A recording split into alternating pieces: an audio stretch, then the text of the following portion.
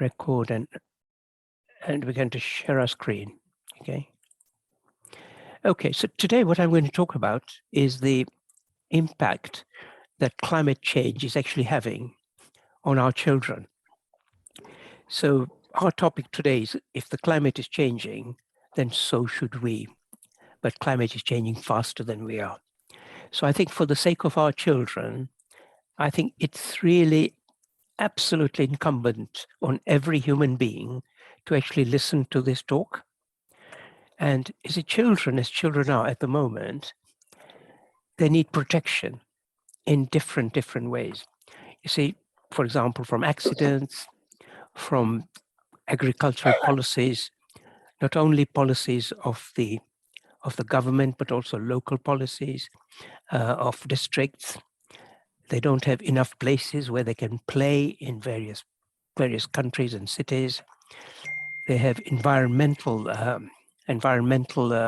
pollution that they're exposed to all the time, and as we know very well, family services, which is where children are unfortunately beaten by their relatives. We've had a couple in the UK that have died just recently. Housing, children haven't got a choice what sort of a house they live in, and that actually impacts on their health. Education, a lot of children around the world have not got education. So already when we talk about children, they are actually disadvantaged. Now, I think it's important for us to talk not only about children, to also to children, because although they form 20% of today's children, which is 2.35 billion human beings around the world, they will all be definitely 100% adults. So it's important for them to take this message so that they can actually educate their children. But importantly, this 50% of the world's population is actually less than 30 years old.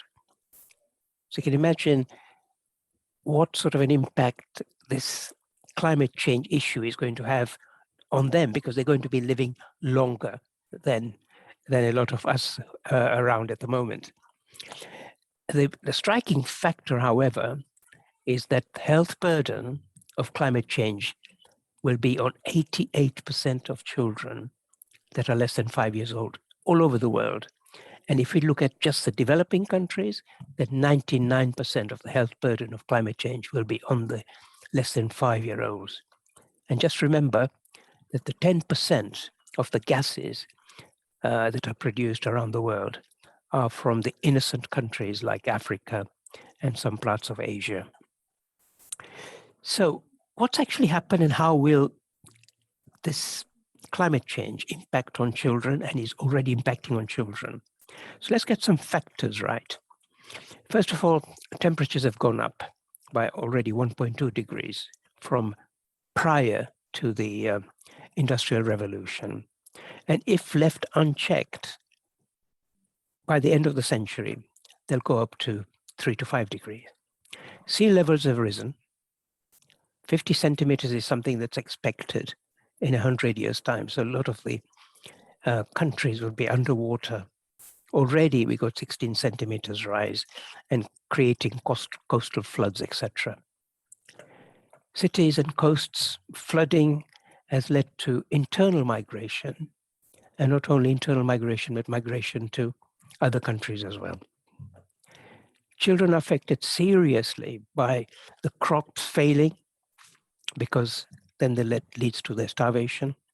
So all these factors impact hugely on children. And this is what's happening already. So if we class these as just at least 500 million, you can say 500 million exposed to river coastal flooding, almost 1 billion to water scarcity already, nearly 1 billion to heat waves, 500 million to vector-borne diseases. I'll go through those shortly. 500 million waterborne diseases, apart from the vector-borne diseases, and 500 million exposed to cyclones. There was cyclone, as you well know, recently in America.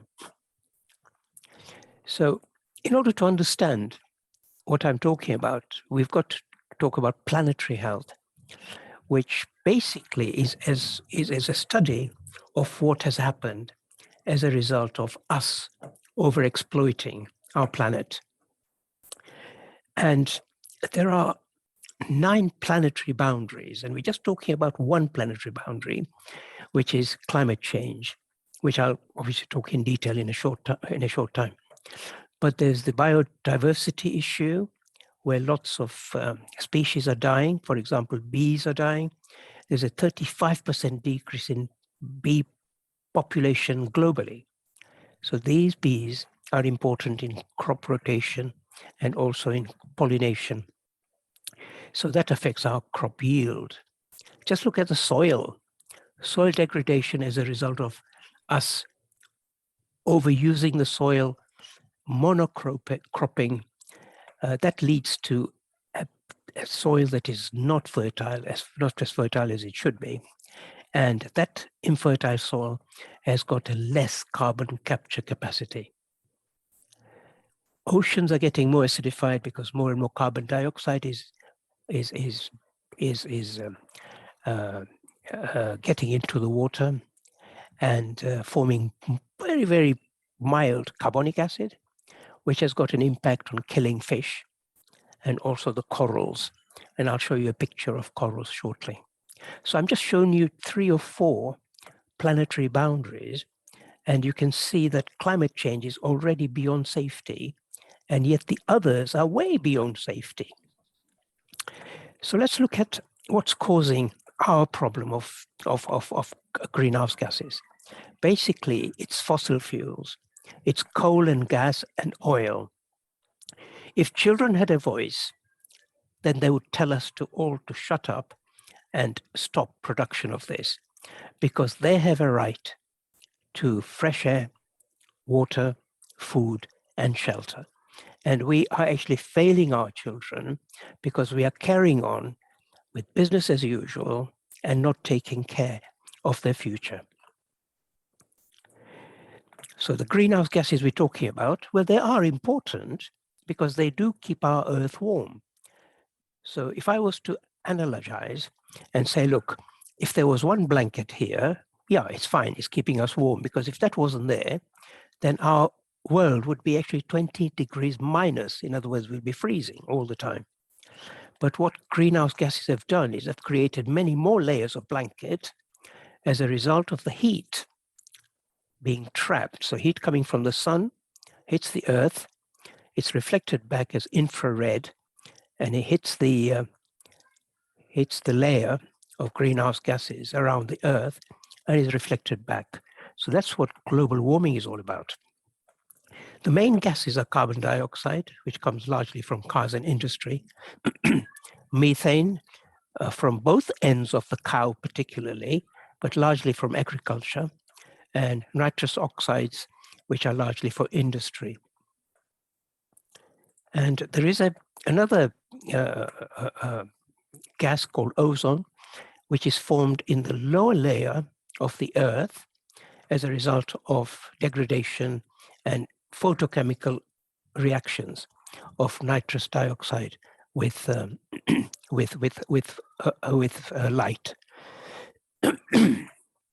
So if we look at what the pie chart to look at what contributes how much, carbon dioxide is obviously the biggest culprit, but although methane is 10%, it is actually 40 to 50 times more powerful in its effect of creating a greenhouse.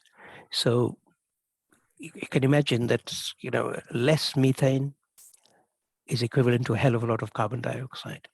And there are these other gases as well, which are small, but actually quite harmful to our planet. All of these gases are largely coming from energy production, which is basically from heat production, electricity, transport. And interestingly, just cement production for buildings gives us 6% of greenhouse gases. And obviously there's agriculture and also the land use that causes this. So planetary health, in short, is the impact on us and animals caused by our activities. by us exploiting our natural resources, which are obviously air, water, soil, minerals, etc. Now, you may or may not know that Anthropocene is a sort of geological age that we are going through presently. That is really excessive use of energy that's creating climate change and global warming. That's why it's called Anthropocene. And all of our activities are regarded as being anthropogenic activities. So these anthropogenic activities have already created 1.23 degrees increase in temperature of the world from the time of the Industrial Revolution. Countries are getting much hotter than they used to be. This is Germany this year. Carbon dioxide production is going up, up, up, up, up, as you can see, and it's still rising. Temperature of the Earth should be in this blue line, but it's aiming for this pink line, which is disaster for us. Water temperature is rising in the oceans. So if we go up to 1.5 degrees, we are at 1.23 at the moment, there'll be 420 million people affected, more than they are already. And if we just go another 0.5 degrees to 2 degrees, then 1.7 billion people will be affected. Remember, a lot of these will be, in fact, children and young adults. So let's look at climate change per se. It has got a direct impact on our body, and it has got indirect impact through air pollution, waterborne diseases, food, conflict and migration, and all systems that I'll talk about shortly. But all of these impacts are largely on children. Why on children? Well, first of all, they'll live longer. So they'll be exposed a lot to all the impacts of climate change. The brain and body are developing quickly, so they will soak up all the toxins that are around. They're breathing very quickly, so they're taking up all the air pollution fast. They haven't got a brain of an adult to be able to be independent. So they're dependent on what the caregivers do. For example, caregivers around the world cook inside the houses. And children don't have control. They play inside the houses. And the air pollution in houses in developing countries is awful and affecting the lung development of these children. Compared to adults, for the weight of the child, the surface area is incredibly much, much bigger. So because they can't sweat that easily, and sweating isn't that developed in children, they can get heated up very much more quickly. They break down food much more quickly. They have an immature immune system. And as I've said, they'll have longer exposure in this world. So let's take an example with impact of heat on these children. So they can get heat exhausted. They'll feel faint. They'll try to sweat, but there'll come a time when they can't sweat at all. They can go cold and clammy, start vomiting, have a weak pulse, have cramps. And then if that continues, they'll start getting headaches, the temperature goes up to 104, and you can't live for 104 for more than half an hour.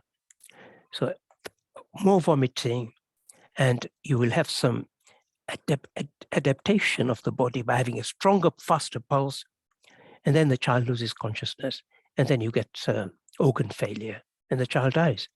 So this is what happens to direct impact of heat. Now, the indirect impact of climate change is what I was mentioning to you. This is what's happening inside the house where cooking is taking place. So not only is there internal air pollution, but also external air pollution. So it's been shown by research that mothers breathing polluted air have prematurity, low birth weight in their babies.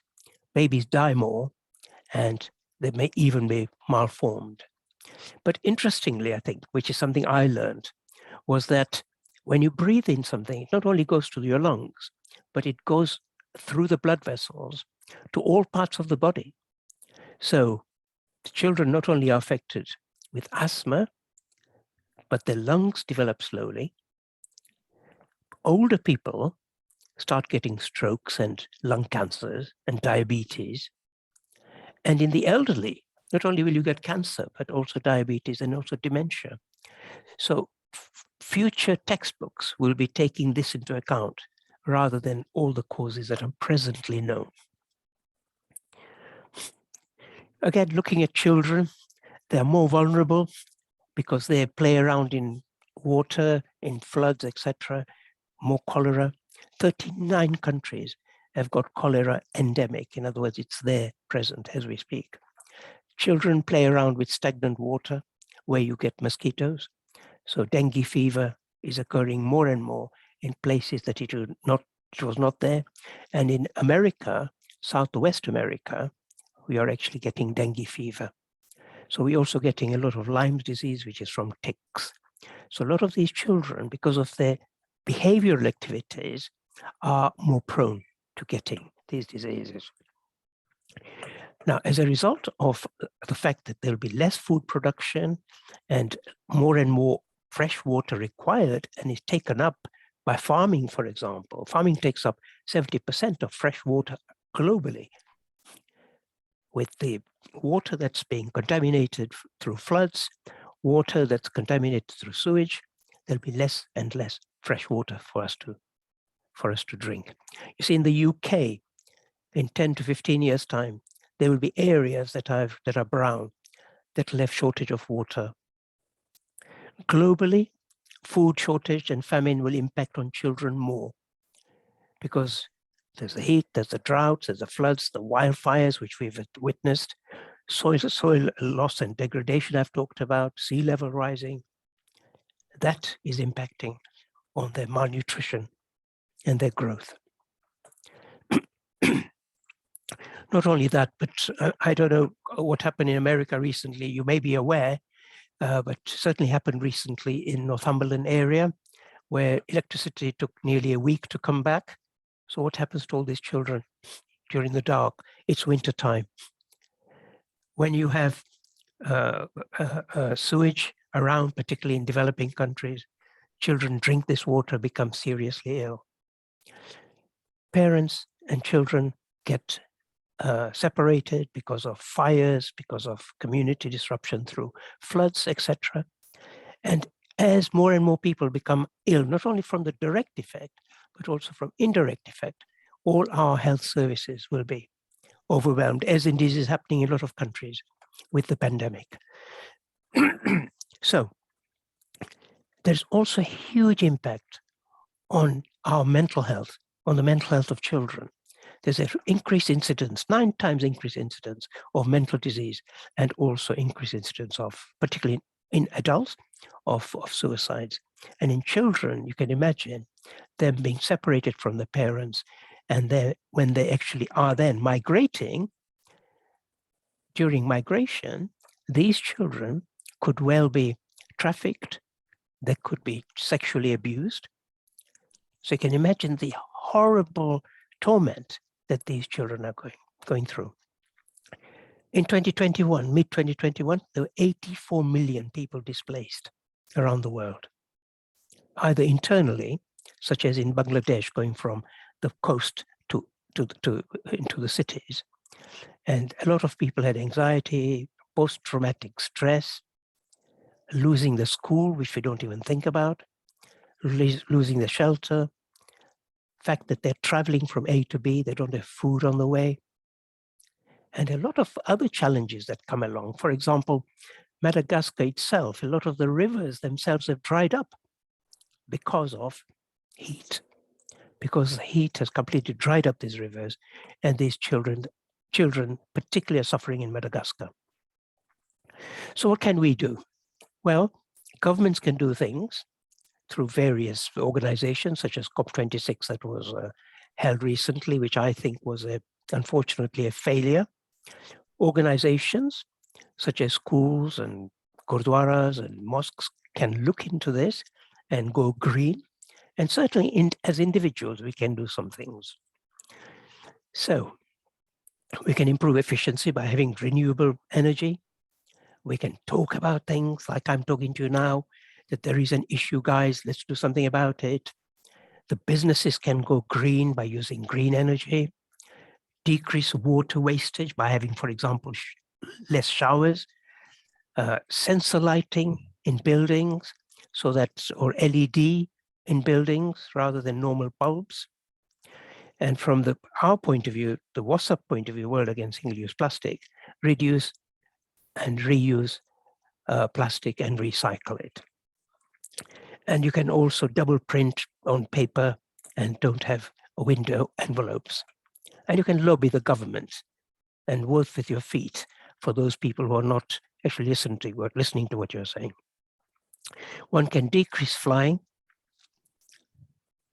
decrease driving, or indeed use, if you can afford it, electric or hybrid cars, prices of which are coming down, or even go cycling, growing trees, stopping forests from being cut down, decrease the number of clothes we buy, because it'll surprise you to know that 15% of global greenhouse gases are produced by the fashion industry. And in that, every year, 1.5 trillion liters of water is used. I left this to the last, decreasing and having more vegetables in your diet and eating locally grown food so it hasn't got a carbon footprint, and wasting less and less food. So let's go into detail with that. If we just look at beef, beef has got the biggest carbon footprint. And if I was to give you an example, one beef burger a week for a year is equivalent to a return trip from London to Spain. So it just shows how much beef carries a carbon footprint.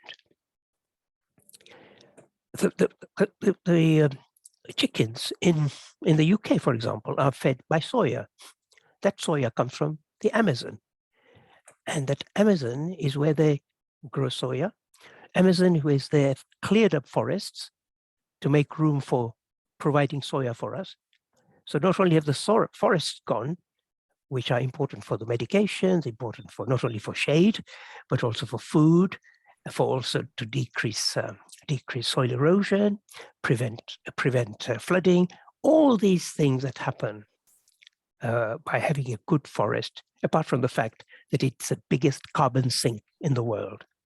And the lungs of the world are in the Amazon, which is where they take away carbon dioxide. Now, food wastage. 15% of greenhouse gases come from food. And food waste globally is 20%. And most of it is actually in our own houses. So 70% of this 20% is actually occurring in our own houses. If we did all the things that I'm suggesting, then we could, in fact, have less heart disease because we're exercising, less lung disease because of decreased air pollution, less cancers because of decreased air pollution with the toxins in it, better green spaces so we can move around and have decreased incidence of mental disease, and safety of our children through infectious diseases, and also having better mental health. Because all these children are from various, partly I suppose you can call it even man-made disasters, but these are natural disasters resulting from our anthropogenic activities. Starving children, lost children, babies affected inside the mother, conflict and migration occurring, fighting for food. Yeah, and here they are, drinking this water and swimming in this water that is diseased. Now, I've left this slide towards the end because this is scary. Scary in the sense that snow is white, so it reflects the radiant heat. But as it melts, it doesn't reflect the radiant heat. But what happens is, underneath the snow is what's known as permafrost. So that permafrost melts because this albedo effect, which is the radiation backwards up into the sky, is lost because of the white melting snow. Earth is exposed, and inside the Earth are more hydrocarbons, So you've got more methane, you've got more hydrocarbons, so bigger problem pending. Now, as a result of the forests disappearing, as a result of animals and us coming closer, as a result of starvation, more and more people will eat animals that they don't normally eat. As happened, for example, camels in Middle East, which led to MERS, as happened to Ebola, when somebody ate chimpanzees in North Africa, as happened in China with bats. So if we come closer to animals, we will have animal viruses, and they will cause bigger problems than the pandemic that we have presently got. So some food for thought. Climate emergency is a planetary emergency as well. It's a health emergency. The life of every child born today will be affected by climate change. If climate is changing, we should be changing faster than the climate. Earth is something we have got in common, so we must look after it. It's our home. And if we do things together, those small things can really become much more meaningful. So in summary, climate change is in 10 words. It's real. It's us. Scientists agree. It's catastrophic. But there is hope. And the hope will only come if we start respecting nature and don't call ourselves master of it. So we are dependent on everything else. So we've got to respect our environment, we have to respect our animals, we have to respect our raw materials and make sure that there's enough stuff left and we make it a sustainable world for the future of these countries. Because if we don't, there's really going to be a big problem.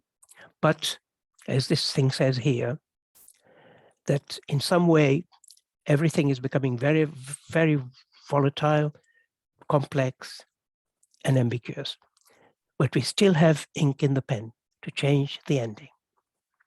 Because if we don't, the world will not be destroyed by those who do evil, but by those who watch them without doing anything.